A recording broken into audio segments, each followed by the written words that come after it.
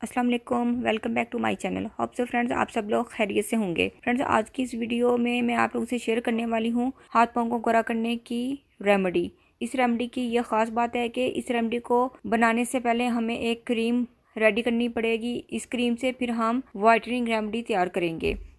तो friends first of all मुझे चाहिए aloe vera gel. 1 spoon aloe vera gel के अंदर मैं ऐड करूंगी थोड़ा सा आलमंड ऑयल और इन दोनों चीज़ों को अच्छे से मिलाकर हम अपनी क्रीम रेडी कर लेंगे। फ्रेंड्स इन दोनों की मिक्सिंग आपने इतने अच्छे तरीके से करनी है कि ये इस तरह की क्रीमी टेक्सचर में आ जाए। फ्रेंड्स अब मैं इसके अंदर ऐड करूंगी स्किन वाइटनिंग पाउडर। तो ये मेरे पास गोल्डन कलर का स्किन वाइटनिंग पाउडर है, तो ये 1/4 टीस्पून मैं इसके अंदर ऐड कर दूंगी। नेक्स्ट मैं इसके अंदर ऐड करूंगी ओट मील पाउडर, यानी कि दलिये का पाउडर। बाजार से आपको दलिया मिल जाता है तो इसका आपने पाउडर बना लेना है। ये वाइटनिंग के लिए बहुत ज्यादा इफेक्टिव होता है। दलिया पाउडर का मास्क बनाकर भी फेस पर लगा सकते हैं। आप देखेंगे कि आपका कॉम्प्लेक्शन फर्स्ट एप्लीकेशन में ही आपका कॉम्प्लेक्शन बहुत ज्यादा फेयर हो जाएगा। मेरा लास्ट इंग्रेडिएंट है हाइड्रोजन पेरोक्साइड। तो एक ढक्कन हम इसको ऐड कर देंगे और इन तमाम चीज़ों को हम अच्छे से मिला लेंगे। लास्ट में मैं इसके अंदर ऐड करूंगी 1 टीस्पून लेमन जूस, यानी कि हाफ लेमन का आपने जूस ऐड करना है। फ्रेंड्स लेमन ऐड करने से फूलना स्टार्ट हो गई है, यानी कि ये हमारी